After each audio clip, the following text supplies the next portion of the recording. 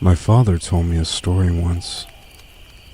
I'll never forget it, for a few reasons. I think it's the first story he ever told me as a child. It's also the story of how my grandfather died. But honestly, that isn't the reason. You hear stories on TV, or sometimes you overhear something in a public place. People talk about ghosts and aliens, and you think to yourself, that ain't real. They're making it up, or they're mistaken, or they're crazy, or something like that. You just can't believe it. Until something happens. Something that brings it all together. Connects the dots in a way you didn't think of before. Maybe it happens to you. Maybe you hear the same story again and again, happening to different people. It doesn't take long for the world to become a lot bigger than you thought it was. As I said, this is a story my father told me, but I never believed it. Even though he swore up and down it was true. It wasn't until I started clicking around the internet that I started to believe. I began to hear other stories, just like the one my father told me. It didn't take me long to believe in the rake. That's not what my father called it, of course. He's never used the internet in his life. He wouldn't know what the consensus is taking to naming it. When he chose to call it something other than it, or that thing, he called it Skinwalker, after an old Navajo tale his grandfather told him. But I'll tell you the story the way he told it to me.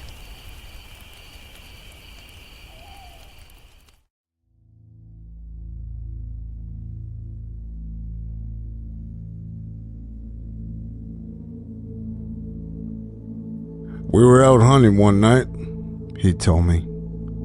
Coyotes. We'd kill them for $50 and skin. They lived on a dairy farm in Ohio. They'd kill calves sometimes. We'd do it every night because we needed the money. Sometimes, while we were out, we'd come across a deer and kill it. Our landlord didn't mind. It could feed our family for a few nights and save us some money. Anyway, while we were done making our rounds and heading home, walking, because we didn't have a car or some four-wheeler back then, we'd cut through the woods. That's when we came up on it. Blood everywhere, splattered on the trees, in the grass, in the creek, everywhere. At first, we figured it was a pack of coyotes. We'd seen it sometimes. They can't scavenge or start hunting deer or cattle. The worst was when they bred with feral dogs. But this wasn't like that. You see, when a pack of dogs, wolves, or coyotes attack something, they do it right. They'll pick off one that's weak or sick or old or just small. They'll hunt it, draw it into a corner, some place it can't get out of, and they'll run it right to the biggest one, the alpha. And that deer will never see that alpha. It might hear it, but it won't see it. It'll just notice that its throat is gone, and then it'll drop dead. It's quick, it's clean.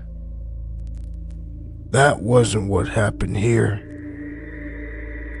Something had run up a den of deer. Coyotes won't attack a den. Wolves neither, because they get too much of a fight. There were 3, I think. 3 bodies, just torn apart. You see a head here, a leg there, and a torso there. Predators don't do that. They don't leave behind scraps. what had done this hadn't done it for food. It hadn't done it for fun. But we didn't know that. We saw a bunch of carcasses and think it's something that we gotta take care of. I remember my dad telling me to go home. He thought it was a pack of feral dogs. But I wasn't leaving him. I damn sure wasn't walking through 2 miles of woods alone with nothing but a .22 and a pocket knife. He was only 13 at the time, so a .22 rifle was about the only gun he could reliably use. Dad had the shotgun, and I wasn't going anywhere without it. It took me a while to convince him, but finally, we began tracking whatever did that. It wasn't hard either. We just followed the blood. Either that thing bled a deer before it got away, or it dragged one for a mile. No, I don't know. I know that I had never seen my dad scared before that night. We started hearing noises. I've been in a lot of woods in my life. I've been all over the world and never heard noises like I heard that night. I heard things screaming. Heard deer and fox and rabbits and raccoons and birds just scared. Keep in mind, this is maybe 12 or 1 o'clock. Except the fox and some birds, nothing was supposed to even be awake. But they weren't just awake. They were moving. I saw flocks of birds that night fly straight into trees, just trying to get out of there. We came up on a pack of coyotes, nearly shot a couple thinking it was what we were looking for. But then we saw they were running towards us. They ran right past us, didn't even notice. Then some deer did the same. Then some rabbits, squirrels, foxes, even a couple of wild hogs. These things weren't supposed to be eating each other, and the only thing they cared about was getting out of there. We should have put it together. That maybe whatever we were tracking, it wasn't something we were supposed to see. And it wasn't something that we could kill. I don't know why we didn't just go home. I guess we were curious. I think that's what my dad's nature, to go toward trouble, to fight. And knowing what I knew about my father did during the war, my nature was to stay close to him. We finally get into an open valley. It was normally a soy field, but it wasn't in season, so it was just flat dirt. We saw the tracks then. A lot of the animals fleeing the forest had paved over the land. But where that deer and blood was, nothing had taken a single step, like they were leaving it for us to find. The tracks were shallow. Whatever it was couldn't have weighed more than 100 pounds. Maybe that didn't mean much. A bobcat weighing 40 pounds wet nearly tore out my damn throat once. All that means is that it's quick and hard to hit. So we follow the tracks, and it doesn't take us long to find where it is. There's this old schoolhouse that sits on top of a hill. Half of it had been ripped out by a tornado, but nobody lived there. Not for a long time. We caught homeless people in there sometimes, or druggies looking for a safe place to shoot up. We figured maybe that was it. Maybe it was some sick kid riding high. But we didn't think that for long. We get within 50 yards and we hear this noise. A screeching kind of sound. It was sort of made up of two different sounds. One was a high-pitched screech, and another was a low-pitched growl. It was making both at the same time. We get within 20 yards and we hear this sound. I can remember thinking that it sounded like paper being torn apart while someone was swinging water in a bucket, back and forth. Dad looks at me, kneels down, and whispers, "I gotta stay behind him, 'cause we're about to corner him. Any animal fight when it's cornered, especially when it's a predator. But we can tell by the tracks that it's just one." He tells me it's probably a single feral dog, probably rabid. The plan is to sneak up on it while it's eating, shoot it, keep shooting it till it don't move anymore, and then slit its throat. If it gets to Dad, it's my job to shoot it or stab it to get it off. So he walks up, and I'm right behind him, just a tad to his side, so I can see what it is. I wish to this day I hadn't. It was leaning over a carcass, tearing off its flesh, throwing what it didn't nibble aside. There's blood all over the brick, glistening in the moonlight. It's pale white, human-looking, but not quite human. It had arms and legs like a human, but it sat like a monkey, hunched over. Its hands weren't normal. It had long fingers with claws at the end. So we see that, and my dad hesitates. He wasn't about to fire on person, so he clears his throat to try to get around it. I swear to God, all the noise just ceased. I ain't ever heard true silence before that. And not after that, but for 2 seconds. Nothing made any noise. Which made it all the louder when it turned around, let out this shrill cry, and jumped on my dad. He got a shot off. I think he missed it.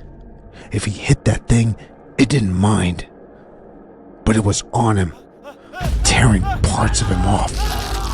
I started shooting it with the .22, point blank, but it barely bled the thing. I got off 5 rounds, and I started hitting it with the gun butt, but it wasn't budging. It didn't even register that I was there.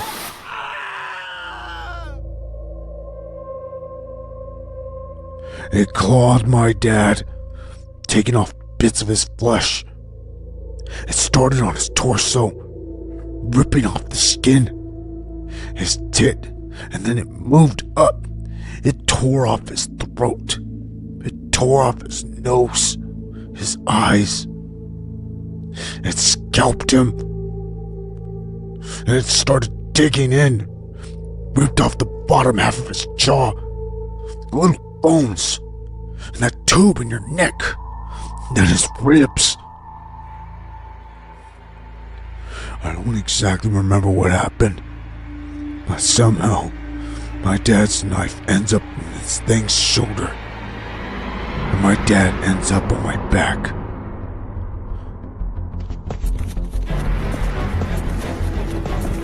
I'm running, and by God, I'm running faster than I'd ever run before or after, and it's following me. I end up back in the woods, opposite the one we'd been in. I'm heading towards my landlord's house, because it's a half a mile away. I can hear this thing screeching and moaning, I hear the tree branches crack, get thrown around.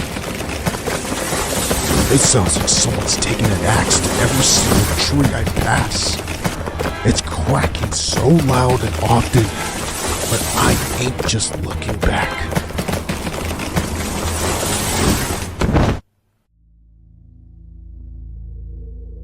Finally, I trip into the gravel. I look up, and there's my landlord and a bunch of his buddies drinking around a campfire. I scream and I cry, and they come over. I'm telling them to call an ambulance, and he looks at me, and I'll never forget what he said.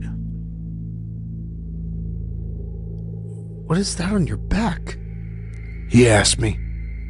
Just as he said it, he saw one of those god-awful flannel shirts my dad wore everywhere. It was what was left of him. Most of his head, his torso, but nothing after the waist. Suddenly we hear it, screeching. He grabs me and my dad gets thrown onto the ground. I'm fighting him, crying, because I think we could still save him somehow. But my dad had been gone before I ever picked him up. He asked to pick me up and throw me inside before I come with him. He and his buddies were all inside, and they're locking doors and getting guns. The landlord's asking me, "What happened? What happened?" But I just don't know what to tell him. He pieced enough of it all together to understand that there was something dangerous out there. All the lights in the house are on, and someone calls the cops. They'll be here in 15 minutes. We look outside, and we see it walk in front of the fire. Don't know what it is, but one of them says it looks like an ape. Suddenly, something goes through the window. We shoot at it, but it ain't the thing. It's my landlord's dog.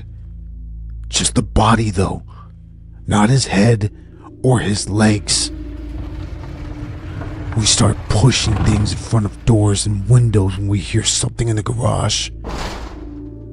I remember one of his friends saying that the doors were open. We hear metal and glass just getting ripped apart. We put a couch and a TV in front of the door to the garage. It banged around some more, but then it got quiet, not silent like it was before. We could hear it move around some, and the guys were talking, making sure the guns were ready. Someone hands me a pistol.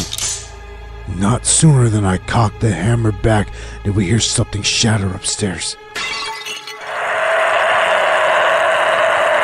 And then we heard it screech again, except now it was louder, and it didn't echo and fade out, because it was inside.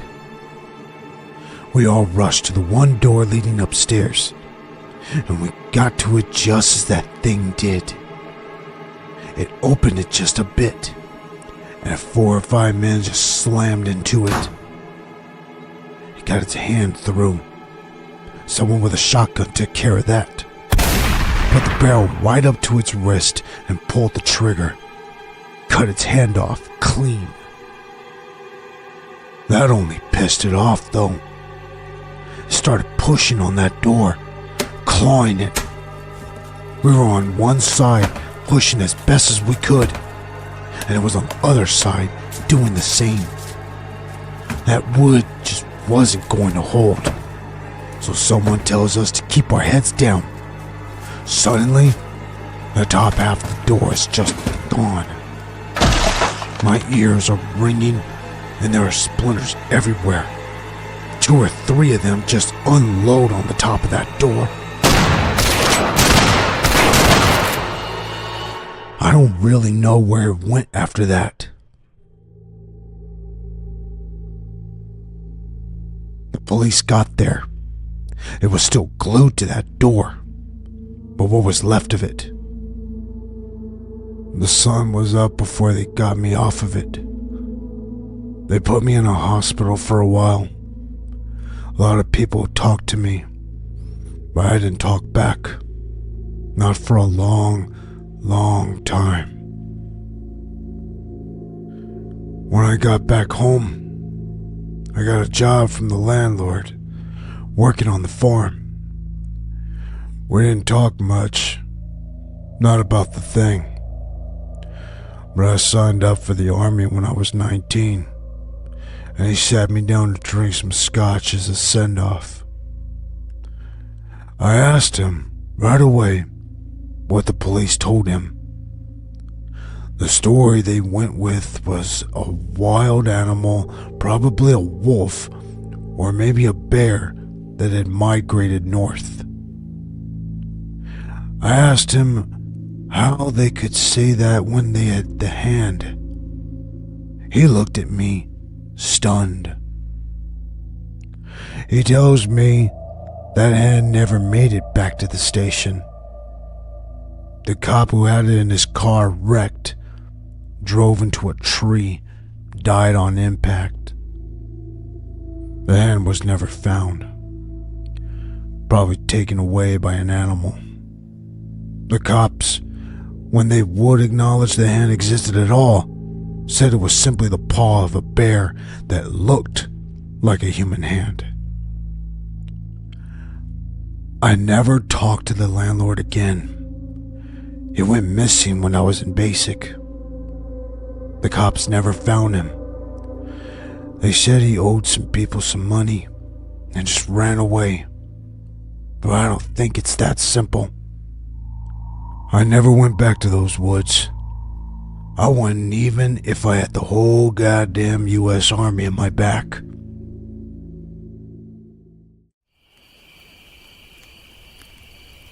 But that was a lie. When my mother died, I don't think my father felt he had anything left, and that he might as well settle old scores. He went to those woods and never came back. The FBI was called. They did a show for everyone involved, but I knew they weren't really looking. I had to get one drunk and slip him a few 50s before he finally told me that they got a few calls about those woods every year, about someone up and vanishing. But that was all he wanted to tell me.